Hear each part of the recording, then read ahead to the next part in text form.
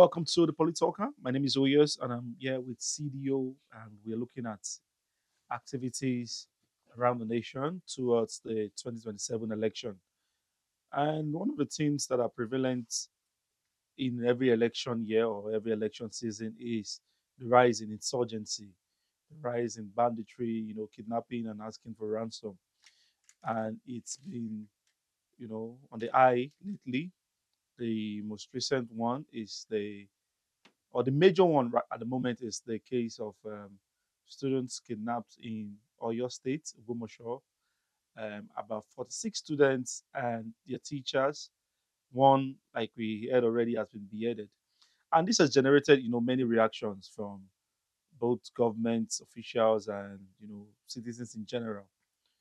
Some of the comments that we have gotten is, I would say, they are political comments. One of them is from the former governor of Ekiti State, Ayo Fayoshe, that said that he has strong reason to believe that that particular act of banditry was sponsored or connected to the governor of Oyo State or the government of Oyo State.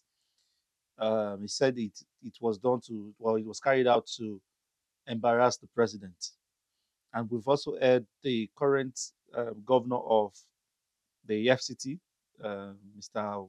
Yesom Wike, also saying that um, that teachers have been kidnapped in Abuja, and there was no protest, there was no nationwide protest. Now, why is it now that the NUT and Nigerians and students are asked to close schools and there are protests everywhere? And we've also seen reactions from well-meaning Nigerians, if I might call them that, saying that why our religious leaders that we pay tithes to, that we worship in the church, that why are they not, condemning this, and why are they not telling the government what to do? Why are they not calling out the government? In all of these things, I like to, hear your thoughts about, what you see about what do you think about what's going on right now? Because I mean, yeah, it's an emotional time for us. So I just like to hear from you, sir. Okay, first of all, like you said, it's very emotional, even discussing this particular issue. The issue of insecurity in Nigeria is one that shouldn't be treated with levity. I think we've gotten to the point where everybody is really concerned right now, and most importantly, even the president is concerned about the level of insecurity in Nigeria. But like I have said so many times, that it has become very political. It is political. It started as a tool of politics, if you remember, if you know. And we have heard from so many people who have consistently insisted that the insecurity in Nigeria was orchestrated by politicians, basically to unseat a government or to become an opposition to a government. Well, if we trace it back, we trace it back to at about the time Jonathan was in the office. If you remember the story of the Chibok girls, and it was from that point that it got to where we are right now. And what happened in Oyo State is a sad one, and we all understand. For the former governor who said that he thinks the government, he said the government, not the governor, he said that he thinks the government of Government. Oyo State, yes. Mhm. I don't know if he has information. There may be something he knows that we don't know. So when someone says things like that, I think he should be the one you should question, not me, because I can't read his mind. I'm not a mind reader. Mm. But I know very well that Fayoshe is a man who doesn't just speak carelessly. So if he had said so, I think we should probe more. We should be willing to ask him further questions to Mhm. understand why he said so, and why he particularly believes that they have done so to embarrass the president. But the truth is that they cannot embarrass the president by doing that if it's really true, because the insecurity in Nigeria started even before this Correct. administration. It's been there for a while. In fact, it's even in this administration that the conversation has gotten to the point where it's beginning to look like we can deal with it. It's in this administration that even the American government suddenly is involved in dealing with the insecurity in Nigeria. And I know very well that a lot is being done because of the nature of what is on ground. Security is not what you discuss openly. Security is not what we can just sit down here and start talking about the president's strategy Mhm. or what the chief of staffs are about doing. We don't even know. The last time, even the men of God you're talking about, The Mm-hmm. last time we had Papa Adeboye Yes. telling the chief of staffs, all the chiefs, that they should do something Re- within 90 days within 90 or days or resign. resign. Exactly. Yes. So there's a lot going on, and everybody understands. The biggest problem about insecurity is that you don't even know who to trust again. You don't even know where to hold any conversation. Mm. Even as we're sitting here, you'll be shocked that even your cameraman may be feeding information somewhere else, or you don't know where anybody is taking what you say. Mm-hmm. So we have to be careful about even the things we say. But one Mm-hmm. thing I can assure you, and one thing I can assure Nigerians is that this will be their last. This will be their last. Even the men of God you're talking about, they are praying. And mind you, these men of God, they take instruction from their master, who is Christ, God. Okay. You understand? So they cannot start. You don't expect them to react because we're saying that they should come out and march, they should come out and protest. That's not their job. It's just like you saying that teachers should come out and protest, or saying that market women. If they find it in them for a reason that they want to come out and protest, it's all well and good, because that's them exercising their right as Mm-hmm. citizens. But we cannot, because we are on social media, and suddenly start calling out men of God that they should come out and protest. It is because we don't have respect anymore for Mm. spiritual things. We don't have respect again for men of God. That's why people will just come out on social media. I heard somebody saying the other time that if you went to church on Sunday and you paid tithe to any pastor, he called the person. I can't remember what he said. I don't even want to use such word. Mm. But I'm looking at him and say, first of all, for you to even speak like that means that you're of the devil. Point Mm. blank. There's no need for us to mean what, for Mm-hmm. you to open your mouth and say that anybody who went to church and paid their tithe and offering, and you use such word on them, you are from the pit of hell. Mm. So there's nothing to talk about. You're not the kind of person we want to listen to. Yeah. I think we've gotten to the point where Nigerians need to understand what decorum is, where people need to understand what order is, where people need to understand that our standards are beginning to drop so low, especially on social media, that people come out and just say whatever and rant and say whatever they want to say. We are all pained, Yes. especially the families that have lost people, of the families of the children that have been kidnapped. And we're all praying. I don't think the president is sleeping. I Mm-hmm. don't think the president will just go and rest. I hear people calling out the same Adeboye, Yeah. that the president's wife is still a A pastor, a pastor minister in the in Redeem, Redeem. and that's why he has refused that Redeemer should protest. And things like that should not be said. It shouldn't be heard. The Mm. ministry is totally different from the government. We should know Mm. where to draw the line so that God will not punish anybody for Christ's sake. But what do you think about protest in general in a situation like this where people want to show solidarity to the people that were kidnapped? It's your right, as long as the protest is civil, as long as the protest is within context, as long as Mm. they don't become violent and start destroying things. Mm-hmm. If it's a peaceful protest, I think our constitution allows room Yes. for peaceful protest, and we have had so many. So if people feel aggrieved, if people can come together and put up a peaceful protest, well and good. I'm not sure anybody will kick against that. But at the same time, you cannot force someone else to protest. There are people that will decide to take this matter spiritually and take it to God. There are people that will decide to fund any form of research, any form of investigation. Mm-hmm. People will react in different ways. You cannot expect 250 million Nigerians to react the way your very tiny brain has Mm. decided to react. So it's up to every man to react the way they want to react. But Mm. one thing I can assure you is that I don't think there's any Nigerian, no matter where you are, whether you're in Nigeria or in the diaspora, that will sit back and be happy and Mm. watch gleefully as people are being kidnapped. Because the truth is that you don't know whose turn is going to be tomorrow. We are Mm. all worried, we are all concerned, and we know that the government is working. But we should remember that this just didn't start today. Mm. It's a demon that needs to be dismantled. And that is why I keep telling you that the reason we are standing with Ashwaju Bola Ahmed Tinubu is because he's the man who has got the courage to face this demon. But the people now are using the media, especially the social media, to fight against him because they understand where he's going. They know the Mm. direction that he's leaning towards. And what they have done is to use everything within their reach to fight against him. And young people who are not discerning, who have no information, who are not even knowledgeable enough to understand what the system is, what is happening in Nigeria, are allowing themselves being used. And you talked about social media now. Let's talk about a few of our social media. Should I call them commentators or content creators this time? Maybe Um, comedians. Maybe uh, you should call them comedians, social uh, media comedians. well, it depends on. It depends Are on. you talking about the ones that lost elections? Yes, for yeah, So I we said have it. I a said few I of said them it. with on the I said it here NDC. over and again that winning election is totally different from coming to social media to talk. I Mm. told you that there are some people who are on this social media that somebody called one of the presidential candidates the social media president of Nigeria, that he has done 4 years and that he's going to do another 4 years to complete his 8 years as the social Mm. media president. He has senators too on social media. Are you talking He about? has Are you talking about Peter he has, Obi? well, maybe he has Okay. governors on social media. He has one of his senators on social media actually went to go and contest In real properly life. in real life Okay. for the position of a senator in Abuja, and she couldn't win her primaries. She couldn't Mm. even bag the ticket from the so-called party that they have hijacked, and they have given their presidential candidate a consensus ticket as president, and she's unable to Mm. win the ticket for the primaries. How do you now want to win the general election? And that's what So, I keep telling people, mm, that you win election with structure, you win elections from the grassroots. If you grassroots, don't yeah. have grassroots mobilization and you don't have a structure, you cannot. And they will just keep making this. She's not the only one.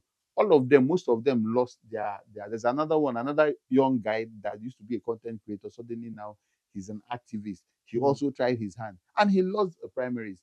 So that shows Nigerians, for people who care to listen and who want to know, these people are not going anywhere. These people are just actors. They are social and political actors.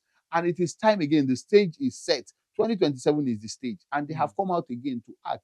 It's their franchise. What they want to do is to do what they know how to do best and get paid. They get paid. They earn from doing this. And that's all about what they are doing. Don't think that they have you in mind. They don't. Even your so-called presidential candidate of the NDC party, he only knows himself. He's And fighting for himself at the yes, moment. he's fighting for Mm. himself, and that's what he's used to. I've said it so many times. Show me one person.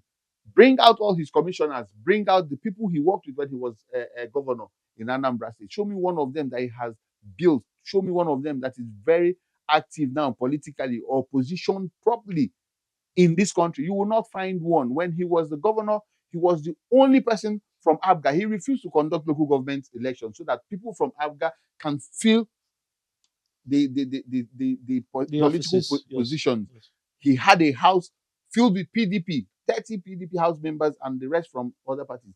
Only him from Abga, and he refused to conduct local government election for 8 years. That is the man that you want to hand Nigeria over to so that he will sit in his bedroom and decide what he wants to do with Nigeria. He Mm. took Anambra State money and fixed in the bank, and he came to tell you people that he was saving money. Which governor saves money? How can a governor be saving money when Nigeria is not Dubai yet, when your state is not like America yet? What are you saving money for? He simply put away that money because he didn't want anybody to benefit from anything. He's a man who is very selfish. I'm sorry to say it. He only thinks about himself. He doesn't want Mm. anybody to benefit from whatever he's doing. That's why you will carry our money and go to 3 banks and deposit the money while doctors were on strike. And when you know that higher institutions had increased The fees, tuition. tuition, and what you Mhm. said is to tell us that education is not for the poor. You are the same person coming out. Tell me if there was any industry, Mm. anything he did, nothing. The only industry he brought to Anambra State was brewery to sell more alcohol to the people of Anambra State. You can see that's why the crime rate in Anambra State now is skyrocketed. Although Soludo is bringing it down, he's working on Mm. it. The problem, Soludo's biggest problem, challenge in Anambra State, which is security, was caused by the alcohol that need to be brought into Anambra State. Ah, you see And that's this. why we are where we are right now. So there are so many things, distractions, I call them, that people are bringing to the table to just make sure to discredit what the president is doing. And I keep telling people that, listen, let me tell you, one thing you know, let me use football for example. If you're a coach of Real Madrid and you go a season without trophy, you're probably going to be sacked. Mhm. But if you're a coach of Bournemouth and you go 3 seasons, 4 seasons without the trophy, nobody will sack you. It's expected. So for Mm. people to, for Nigerians at this point to be shouting that there's no food, there's this hardship is too much and everything, it shows that Bola Ahmed Tinubu has done well. That's why Mm. we can measure him with those things. Before Bola Ahmed Tinubu, this country was about to implode. Mm. NNPC had mortgaged oil that we are yet to sell, that we're yet to bring out from the ground. Mm. Before that, CBN had printed over, I don't know how many trillion currency Mm. for this government that we were using to pay. We were owing. We couldn't even meet up with subsidy. We were at the brink of a total breakdown, 6 months away from that Mm. before this government. And now what we're talking about is that there's hardship, there's no food. It means at least we have left where we were. We have left where we were. The policies that we are complaining about are the same policies that helped us move from where Nigeria was going to implode. We were 6 months away from a total breakdown. Nigeria was going to, I don't know the word to use, but from what was on ground as at 2023, there was no Nigeria 6 months from then. Mm. And President Bola Ahmed Tinubu came in and he started re-engineering the country. He started working on everything. You will not see results immediately. I keep saying it. But gradually, we Yeah. have come away from where it looked as if there was going to be no Nigeria in 6 months. So at least where we even know there's a Nigeria. Now, what are we talking about? We're asking, where is the subsidy money? We were coming from where we were not even able to pay the subsidy anymore. Now we're asking, where is the subsidy money? We did not remove subsidy because we wanted to use subsidy money. Subsidy was removed because there was no money to pay subsidy anymore. So we understand that there may be measurable growth in terms of the economy, but one of the issues people are complaining about is insecurity. That you know, insurgency, banditry is coming home gradually. It was not heard of in Kwara State before. It was not heard of in Oyo State before. Osun State. It was not heard of Ondo State and so on. But now, That's not it's true. beginning to come there. That's not true. For you to say that banditry was not heard of in these states you've mentioned, Mm, you are not being honest. mm, You are not being honest. We've heard of banditry a long time ago. Jonathan experienced banditry. What did he do? Nothing was done. Buhari's time, we experienced banditry. mhm. What did he do? Nothing. What did In Nigerians the do? southwest, in this magnitude. Everywhere, Okay. everywhere, everywhere. There was banditry in the southeast. IPOB rose against it. Mhm. Who is talking about that? Banditry got to the southeast. I remember one time I was in the southeast that some guys came into the market and started shooting and they were killed on the spot. They were all Fulanis. Mm. So it's been everywhere. It is being politicized. That's the problem. We're suddenly making it look like it's just starting. No, it's not starting. Of course, there may still be pockets of places where it has gotten to now that it were not before. But what about the other places that it got to that you can't find banditry in the southeast right now anymore? During Buhari's tenure, there was banditry in the southeast. We Southeast. experienced it. Mhm. There's some parts up north where right now it is not as bad as it was before. So the problem with banditry is the people behind banditry. Who are the people Mm. behind banditry? And like, if you remember what Abacha said, that any insurgents or any unrest that lasts more than 24 hours, it means The the government government is has a aware hand. or has a hand in it. Mm. This one we're talking about has lasted almost a decade or more Mhm. than a More decade. than a decade, yes. So what does that mean? It means that there are people in high places that are involved. You cannot just fish them out overnight. You need to be strategic about it. Even the American government that came in, what did they achieve? What have they done? Mm. They came in, yes, of course, they attacked some places, pockets of settlements, but they realized that this thing has eaten deep into our fabric. It is not something that you resolve overnight. There So, has to be a lot of yeah, fact checking, a lot of investigation, and so many things before you get to the root. And they are about doing that. We are yeah. doing that. The president cannot come out every day and tell you. The president can come and talk about the economy. The president can come and talk about education. The president can talk about so many things, but Mm. they cannot openly talk about I like security. the fact that you said That's get to the why. roots. That's why it's looking like nothing is happening. Mm. Security is not what you just come out and you talk about openly, Mm. because your enemies are also listening. The people Yes. you're going after are also listening. But for Nigerians, and we even as citizens, we also need to protect ourselves. Our young people need to protect ourselves. Every Mhm. community, there's community policing right now. We need to protect ourselves because it's getting to where it is looking like it's all man for himself. Yes. So we need to protect. The conversation now should be, how do we resolve this? We should stop the blame game. We should Mhm. stop looking for who to blame. Oh, the president. We want to use this to unseat the president. If you use this to unseat this president, the next president, will you unseat that one? It We will have become a seen, pattern anyway. we have, it's becoming a A pattern pattern, already. yeah. Just the same way sentiment is now the pattern for becoming president. Jonathan came out and told us that he had no shoes, and Nigerians felt, oh, it's good to give a man who has no shoes the seat of the president. He's going to do well. We gave him that. What did he achieve? Buhari came and told us that he has not done anything for 30 years. He has only one cow and no house and we said, oh, this is the man that will bring the change. Mm. And we also gave him the seat of the president. What did he achieve? Nothing. And that is why I'm telling Nigerians that now somebody else is drumming. I have only one wristwatch.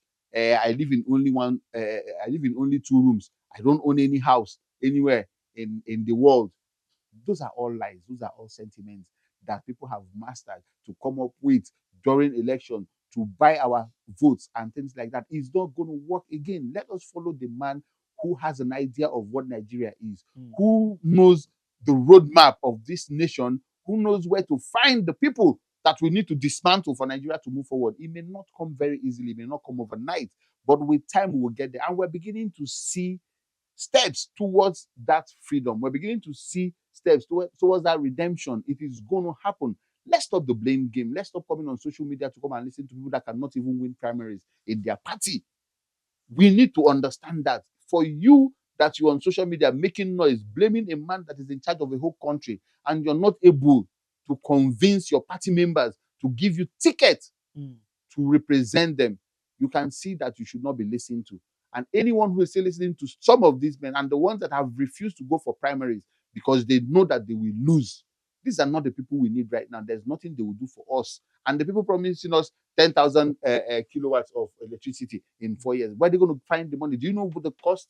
How are you going to do it? What is our budget? What is our GDP? How much do we have as a nation? How much do we make in a year? And the problem, That you're promising that the problem is that no, okay. no, we have been deceived for so long. We have been deceived for so long. The And we problem have is that refused one of the to be deceived. complaints is that the budget is being spent on irrelevant things at the How moment. much is the budget? Renovation. How much is the yearly budget? yearly How much is renovation. Nigerian budget? I think the last one was about 4 trillion or How much thereabout. would it cost you to do 10,000 people?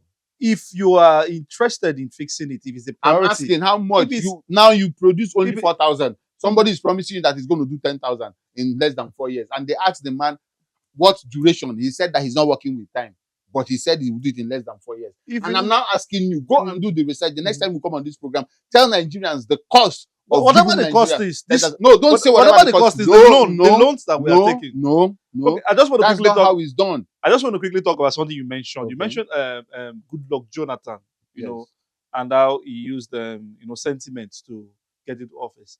And it's been official that the PDP has made him the presidential candidate again.